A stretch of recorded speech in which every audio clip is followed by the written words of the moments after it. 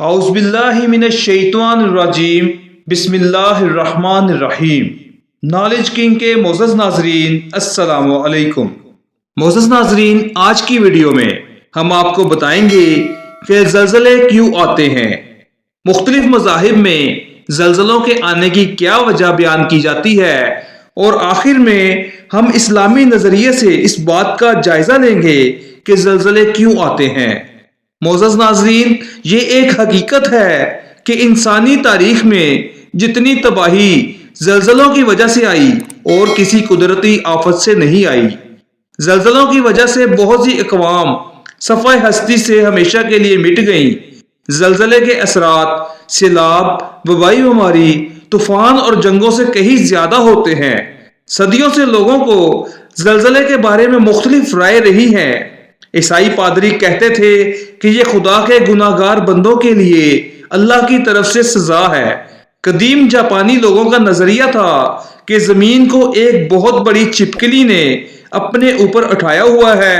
جب چھپکلی حرکت کرتی ہے تو زلزلے آتے ہیں۔ سائبیریا کے قدیم باشندوں کا نظریہ تھا کہ زمین کو ایک برفانی کتے نے اپنے اوپر اٹھا رکھا ہے۔ کتا جب اپنے جسم کو برف جھاڑنے کے لیے جھٹکتا ہے تو پھر زلزلے آتے ہیں۔ قدیم امریکیوں کا کہنا تھا کہ زمین کو ایک کچھوے نے اٹھا رکھا ہے۔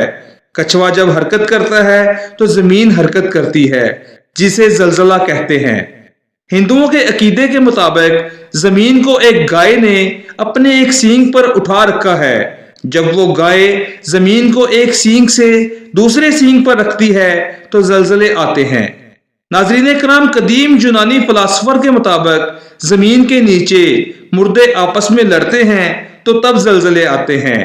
افلاطون کے مطابق زمین کے اندر تند و تیز گرم ہوائیں زلزلوں کا سبب بنتی ہیں۔ مگر اب ہم اسلامی نظریے سے اس بات کا جائزہ لیں گے کہ زلزلے کیوں آتے ہیں۔ ناظرین کرام، قرآن پاک میں حضرت شعیب علیہ السلام کو زلزلے سے تباہ کرنے کی وجہ یہ بیان کی گئی کہ وہ قوم ناپ تول میں کمی کرتی تھی۔ اسی طرح قارون کو اس کے خزانوں سمیت زمین میں دفن کرنے کی وجہ اس کی ناشکری بیان کیا گیا ہے۔ ناظرین کرام، احادیث کی روشنی میں زلزلے آنے کی چند وجوہات جانتے ہیں۔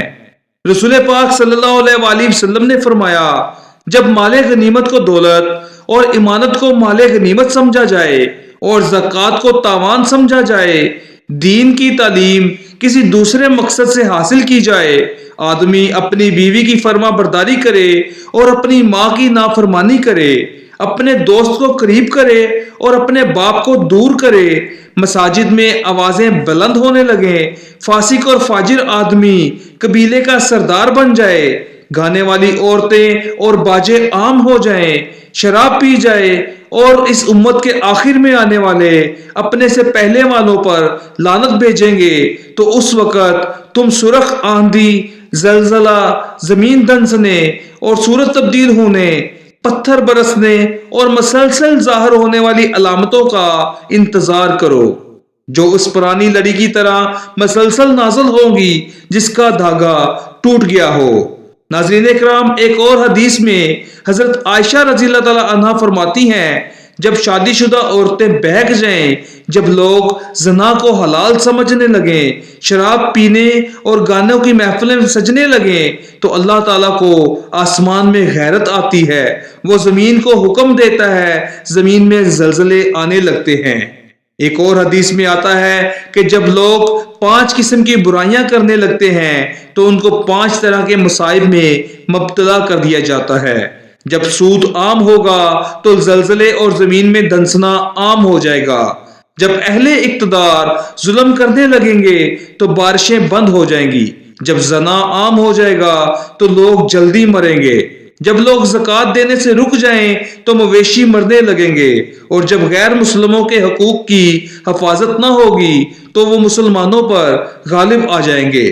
ناظرین اکرام، حضرت عمر فاروق رضی اللہ تعالیٰ عنہ کے دور خلافت میں مدینہ منورہ میں زلزلہ آیا۔ آپ نے زمین پر اپنا درہ مار کر فرمایا، اے زمین ساکن ہو جا، کیا میں نے تجھ پر انصاف نہیں کیا؟ زلزلہ فوراً ختم ہو گیا اور زمین ٹھہر گئی۔ اس سب سے یہ ثابت ہوا کہ ہمیں اپنے نامہ اعمال کی طرف توجہ دینے کی ضرورت ہے۔ ناظرین کرام، اللہ تعالیٰ سے دعا ہے کہ اللہ تعالیٰ ہمیں سمجھنے کی اور سیکھنے کی توفیق عطا فرمائے اور ہمیں ہمارے اعمال درست کرنے کی توفیق عطا فرمائے۔ آج کی یہ ویڈیو اپنے اختتام کو پہنچتی ہے۔ امید ہے کہ آپ کو ہماری یہ ویڈیو پسند آئی ہوگی۔ پسند آنے کی صورت میں چینل کو سبسکرائب کریں، لائک کریں اور اپنے دوستوں کے ساتھ شیئر کریں۔ ملتے ہیں پھر کسی اچھی سی ویڈیو کے ساتھ، تب تک کے لیے اپنا بہت سارا خیال رکھیے۔ اللہ حافظ۔